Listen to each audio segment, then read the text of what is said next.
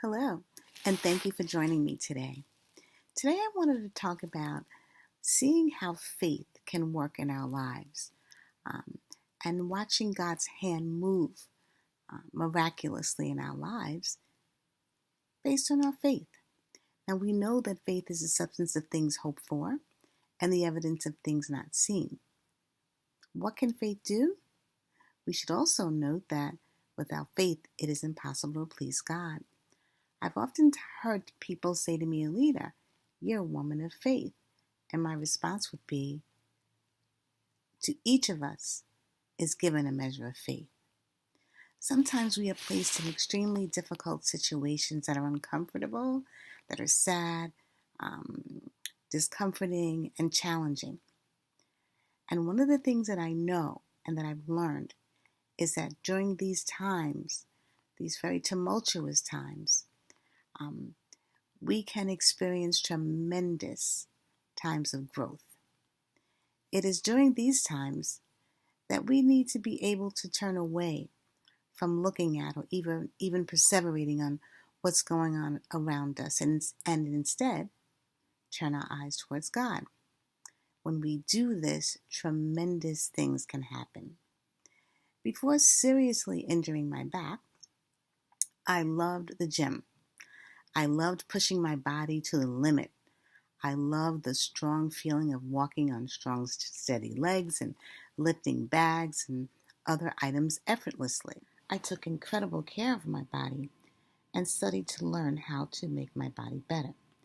And the one thing that I learned, one of the many things that I learned, is that protein and eating healthy produces strong muscle, and that our muscles have to be nurtured, nourished, and exercised to grow stronger.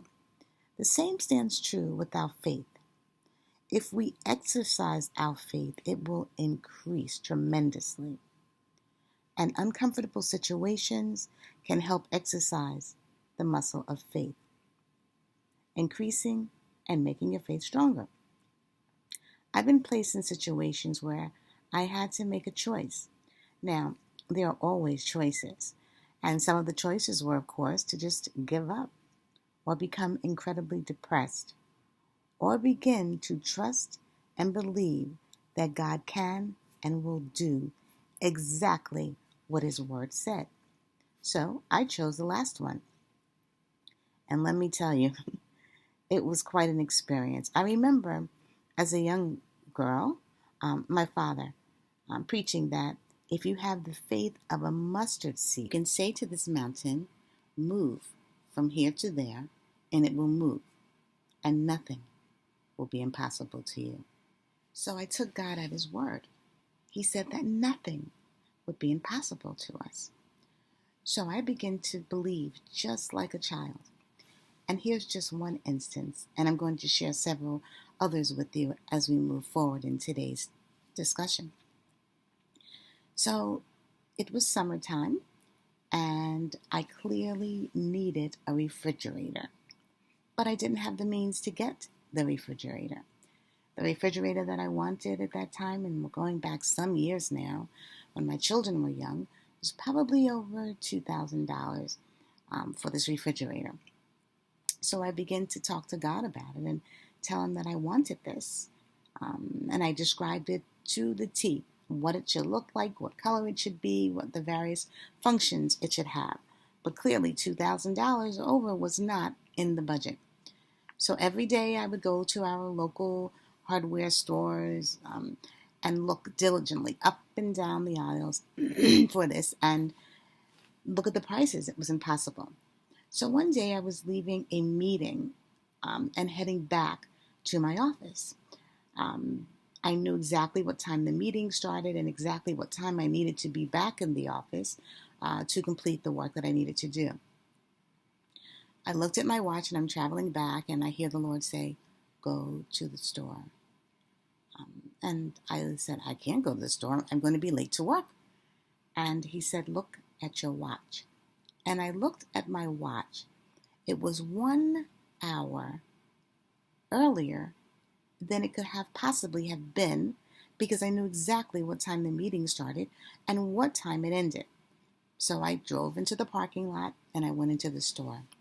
And I began to walk up and down the aisles. Now, I'd just been there the day before and the day before that and the day before that, walking these same aisles to no avail. So I continue to walk. And I say, Lord, I really need to get back to work. I don't hear anything, which means you continue to walk. And I did.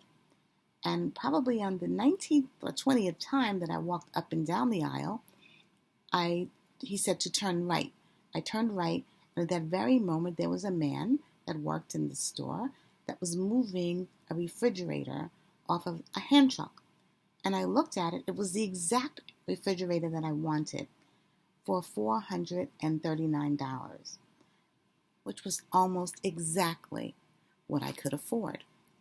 It was then that I began to understand that he can do anything, even redeem time, because in some form he is actually time itself, as he tells us that I am he who is and was and is to come.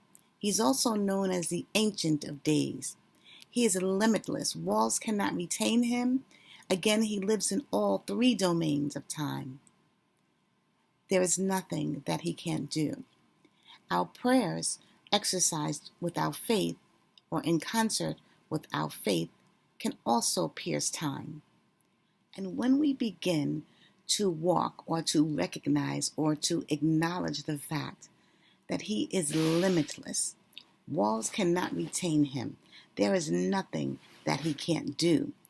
So when we place our mind in that framework and move and exercise in faith and walk in faith, then there's nothing that is impossible to us. And when I say nothing, I mean nothing. Here's another example. I was having quite a rough day, and again, funds were extremely low, and I needed gas. And again, going back when my children were young, there was a time frame when the price of gas had risen so ridiculously high. And I barely had enough to really drop my daughter to school, and I then had to get to work and back and all the things that I had to do during the course of the week, and didn't have enough money to get that gas. So I drove to the gas station and looked at the price of gas and realized with the money that I had, I'd probably be able to get maybe 3 gallons of gas. I pulled up to the tank. I paid for my gas, and I came back out and picked up the hose to put into my car, and I heard a sound, and the sound said click, click, click, click, click. And I said, what is that sound? And I looked, and the register in the gas pump area started to roll back with regards to how much the gas was. And so now I'm looking like the gas, that's not the price of the gas. I looked at the register, I looked at the huge sign that you can see from the street, and I must have done this at least 20 times.